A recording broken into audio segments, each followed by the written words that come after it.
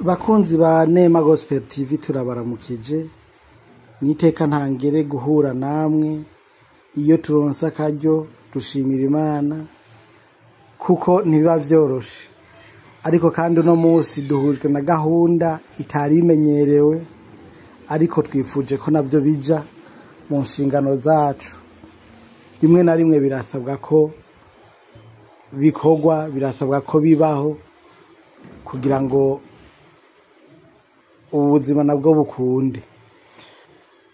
Twavyimviriye igihe kinini ni ikiganiro kitari kimenyerewe ariko twifuza ko kibaho kumvo imwe canke iyindi ni cambere dukoze kuko bibaye ngombwa ariko kandi n'ikindi gihe bibaye ngombwa tuzokora igisa naco. Dufise umutumire twumvise ko bikenewe ko tumenya vyimbitse ivyiwe. Twararonse umuntu atubwira amakuru kubijanye nawe mugabo twe twifuza kumugendera kugira ngo twumve koko niba uwo yabitubwiye ari byo, hanyuma namwe mubane nacu dukurikirane twumve koko ivyo batubwiye ko nawe ariko abivuga, hanyuma ibikurikira umuntu abimenye inyuma y'ikiganiro. Ni Justin Mbayimana turi kumwe uyu mwanya ariko kandi ndamutse uyu muvyeyi mubona imbere yanyu kuri kamera. Mwaramutse mama. Mahoro neza murakoze cyane. Muramahoro. Bashima Imana uko biri kose. Akazina twokamenya bitagoranye. Nitwa Shimirimana Janine. Shimirimana Janine. Yego. Uwo mwana mubona yitwa Ngerebanda Rebecca. Akaba yavutse nkuko abandi bana bavutse, maze kuvuka avuka aha hantu ameze kunyene. Umwaka umwe umwana tukabona umengo ntameze neza, tumutwara kwa muganga atubwira ngo uko azokura niko bizohera, ahubwo aho guhera rero bibandanya byongerekana. Maze gukwiza imyaka 4 hacahaza akantu nk'agaherehere atangura yiyagaza, maze gutangura yiyagaza agatera kaduga karatira kazamwo ikintu twiyumvira nko coba ari ikivyimba. Yego. Ukwezi kwa mbere turamutwara kwa muganga, niho twamutwara kwa muganga baca tubwira ko tuje muri Semseka. Tugiye muri Semseka turaronka umuganga aramuvura aramukorera ama examen acamusha kuri rendez-vous ya operation. Amukacara mu opera mwope araheza aratubwira ati mutahe inyuma y'amezi 3 muzoza muri control. Dutashe y'amezi 3 ntiyaheze ahubwo aho guhera acatangura kuribwa muri za nkovu hamurya akaguma mbwira nkacuma nimvira nti inkovu iri kirakira irajyana, ahubwo aho gukira rero acahatera havyimba kugeza aho hasubira kuba nkagwara uvyimba gusumba kimwe ca mbere. Niho naca nsubira kwa muganga muri Semseka, ngiye muganga yatwakiriye icyo gihe dusanga ntawe uhari, bari yagiye ruguru ku maziko yari babuze umuntu, aca tubwira ati tuzogenda ari kwa kabiri. Batubwiye ko ari kwa kabiri mu joro ryo kuwa gatandatu boca ari dimanche icakira asura. Tumaze kwipasura duca tugenda nsubirayo, ngiye n'ubundi shitse ntaco bakoze, babaye bumbwire ati n'ubundi muganga yamukoze atari waje kugira amenye ivyo yakoze, amenye aho yahereye naho yagejeje, n'ubundi ntaco dufise twebwe twovuga. Bacara muhanagurira barahafuka, bambwira ati subira muhira n'ubundi uzoza ejo yaje. Bukeye nca ndasubirayo yaje aramuraba, mwana hari kweri cyari igisebe cyatangwe no kuzakiranuka. Bacavuga ngo reka ndondere ubundi muganga amfashe. Caja kurondera ubundi mu docteur niho yamuraba akamuraba agacavuga ati ndamusubize muri urgence bamuhanagurire hano hantu bamwoze bamushireho imiti amace ninjira ibitaro. Koze kwa kane cyane ninjira ibitaro, none baramuvura baravura kugeza aho bamukorera ama examen, kugeza aho docteur yacambwiye ati rero burya ingwara y'umwana mu Burundi ntayo dushoboye kuvura.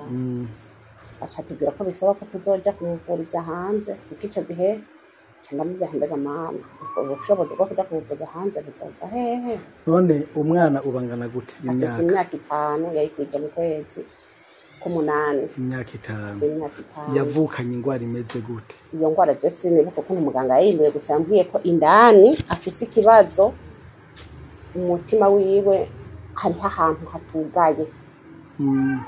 Rero acavuga ati rero iyo ngwara izoziraduga mu buryo mutararonka umuganga amuvura ngo ayishikire indani, kuko nyamudokiteri yaciye ambwira ati je nk'ubu mperuka hanze nk'ahantu nzi umuganga yonabimuvura muri Canada, arabwira no muri Amerika no mu Bubiligi. Ndavuga nti ivyo ni ivy'Imana gusa kuko jewe ntavyo noshobora. Basi umutima ni utugaye indani sinzi, urumva hampande y'umutima hari ahantu yavuze ati hari kibazo gisaba, urabona aha hantu ko ahari karahema ko hameze uko, urumva rero tuvuga ati kugira atari abaganga b'abazungu hanze ngo bishobora, twebwe mu Burundi ivyo dushoboye ni umuntu hezera cyangwa ati nabana twebwe ivyo dushoboye turiko turabivura, kandi n'ubu ntiduhagaritse kuvura mu mwanya utaramutwara hanze. Izo turamuzana bamutera umuti kugira ngo dukinge turabe ko cya kintu kitosubira kuduga ngo gisebure hasubire kuba igisebe. Ani ikintu kiduga kiva indani ni ingwara ivy'indani urumva iduga rero igacisebura hanze. Umva je sinatahuye ivyo arivyo. None ko afise inkovu bamubaze mu kwa mbere. Aramaze kubagwa. Mu kwa mbere bamubaze gica kigaruka muri ya nkovu, rero hacatangura kumurya tuguma twimva ngo ni inkovu iriko irakira, kumbe haje mu kindi kivyimba. Je rero subirayo nzi ngo baranamubaga, ariko ntibigeze bamubaga. Yavuze ati twe ntavyo dushoboye, utamutwaye hanze ntawo kurigwa arasubira kumushaka kumbwita ko ntitwaba twamubaze mu kwa mbere muri uku kwa kane ushobora kwa gatanu ngo dusubire kumubaga arondera amafaranga umutware hanze. Bivuze ngo vyaje nyuma y'amezi 3 yari yabazwe kandi yabazwe mu kwa mbere, mu kwa kabiri duca turataha, kwa gatatu tukumaze muhira, mu kwa kane niho byaca bigaruka. None bamubaze hari ico bakubwiye bo babonye indani, hari ico bakubwira? Ko rije ntaco bambariye. Yego.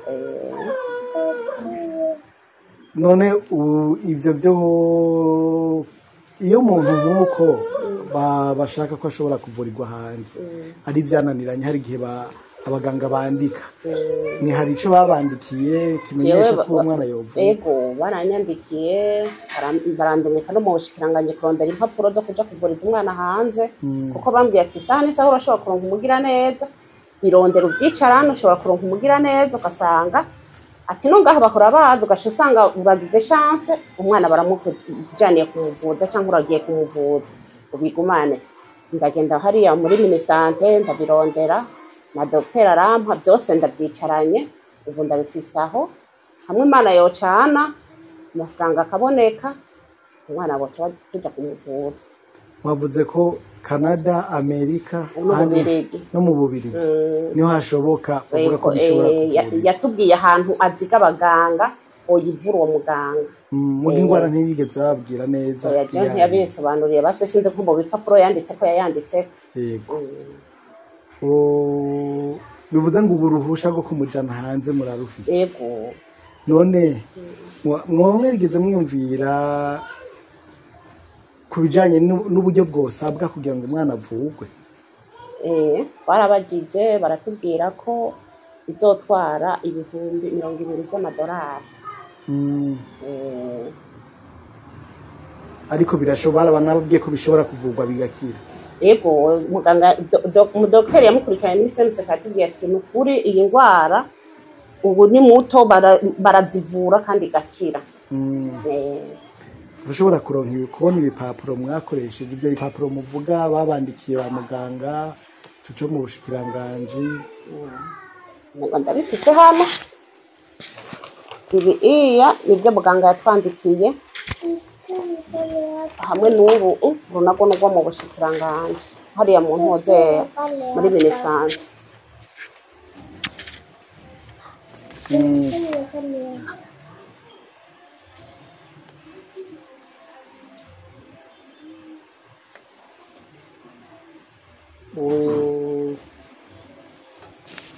Mu bipapuro ndiko mbona afise hano imbere yanje ifise ibipapuro bishika bitatu. Kimwe ni raporo ya commission, ni rapport de commission médicale pour l'enfant Munyerevando Rebecca. Iyo ni imwe. Ikindi document mfise mbona iri hano ni attestation médicale nayo yavuye mu bushikiranganje yerekana ko umwana ashobora kuja kuvurirwa hanze mu gihugu abavyeyi bo kwiyumvira. Ariko kandi idokima igira gatatu ni dokima mbona yanditse na Centre Medico Chirurgical de Kinindo, nibaza ko ari ya SMC watubwira bavuga ibijanye n'uyu mwana. Ni impapuro, ni dokima igizwe n'impapuro mbona zishika zine, impapuro zishika zine. Akajambo ka mbere mbona gatangura kavuga ngo jeune fille actuellement âgée de 5 ans qui présente une masse médiastinale d'évolution progressive depuis l'âge de 3 ans. Nibaza kumbure abazi vy'ubuganga ko bashobora kuca bumva nubwo twe tutashoboye kumenya iyo ngwara iyo ariyo. Nibaza ko bashobora kumva ivyari byo, ariko kandi murumva ko kandabe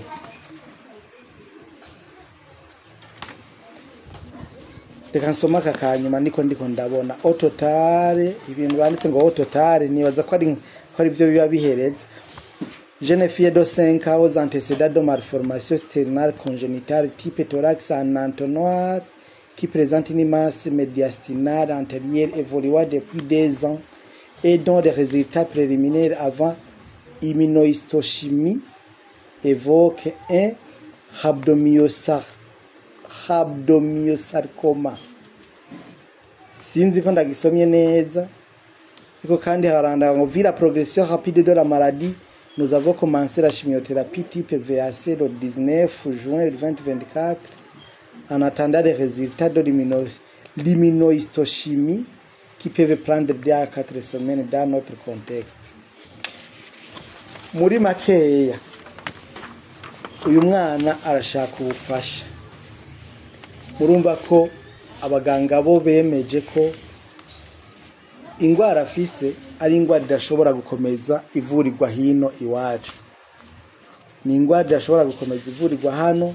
Mwumvise ko umuvyeyi atubwiye ko bamubwiye ko kugira ngo ingwara ivugwe ari uko yoshobora kurondera amafaranga angana n'amadolari 200,000 n'amadolari y'abanyamerika. Bambwiye ko sinzi ko ntazo kwasa nuko ameze. Ni wabuze ko ari amadolari y'abanyamerika canka yandi madolari. Oya sinzi kubera je by'amadolari sindabimenyereye ntayonze, urumva se numvise ngo amadolari uko nyene ntabyonze. Tuba turafata ko ari amadolari y'abanyamerika. Ni amadolari 200,000. Aho bavuze ni ukuja kumuvuza byose n'itike y'indege n'ibiki. Bambwiye ko sinzi ko n'itike y'indege iri munsi. Ni bande babivuze?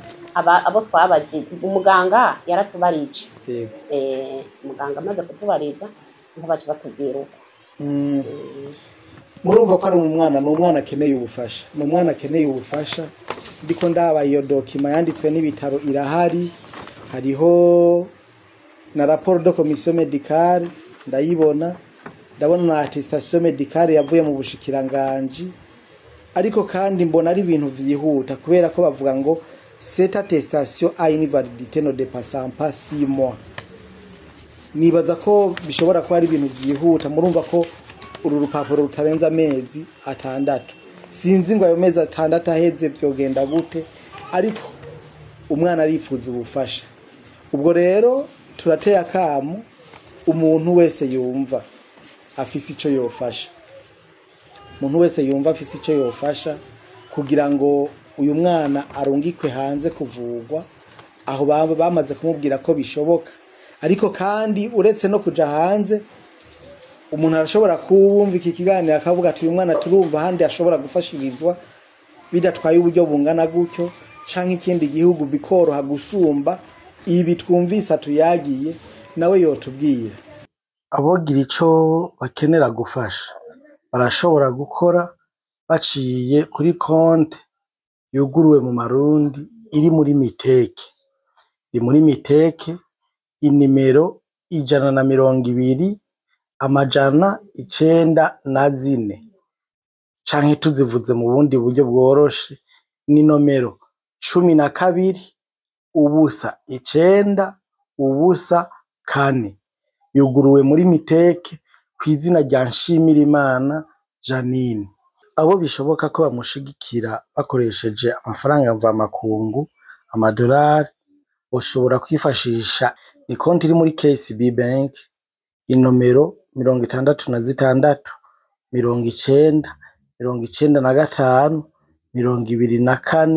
44 66 90 95 24 44 yanditse kw'izina ry'uwitwa Parfait. Ubwo rero turabateye akamo umuntu wese yumva ko bishoboka koko. Murundi yavuze ngo isorosoro rigwira iyo rigiye. Amafaranga wewe ubona kuba wumva wokengera arashobora kugira icyo afashije kugira ngo iki gitigiri gikenewe kuri aya mafaranga kibe cobonekana. Ubwo rero turabasavye tubinginga ngo umwe wese mu vyashoboye aterere, umwe wese atange ayashoboye uko yumva goberewe. Ni nkuko uboneka umuntu yumva ko vyuzuye ko yatangira rimwe. Vyo bibaye vyiza kugira ngo ubu bufasha murumva ko bavuga ko bikozwe akiri umwana binyaruka ko akira n'ingoga kandi bigatora inzira. Ubwo rero mugira ico mukoze. Navuze ngo Murundi yavuze ko isorosoro rigwira iyo rigwira, ubundi nawe yaciye avuga ngo amagara n'amazi aseseka ntibayore. Ijambo ry'Imana naryo ridusaba gufatana mu vyiza no mu bibi, ariko kandi rirahimiriza gutanga gusumba guhabwa. Ubwo rero umugisha urashobora kuba muri ico kiganza uzoba uramvura ikiganza ugira ico ukoze. Hanyuma reka nongere koko uwo bitokunda ko akora muri ubwo buryo twamaze kuvuga bwanditse ngo amahera agende kibiriraho kuri konti atwikoze ko arashobora kudutuma tukabanguka, kandi ubutumwa tubushikanye tuzokwerekana koko ko ubutumwa bwashitse uko mwaburungitse. Abo kwifuza gutuma twebwe kuri Neema Gospel TV nimero ziranditse ko munsi murashobora kuziraba. Nico kimwe n'abandi bokenera umuco urenze kuri ibi twavuze ngaha, navyo twobikora kugira ngo uyu mwana avugwe koko nkuko vyifuza. Turabashimiye ko mwatwakiriye. Namwe murakoze cyane. Twizeye ko Imana izofasha. Ivyo umwana byose turavyizeye ni Imana gusa. Murakoze cyane. Namwe murakoze ko ntumwigoye mukaza turaba mu bihe turimo bitoroshe. Imana ibahe umugisha. Namwe Imana ibahezagire. Amen.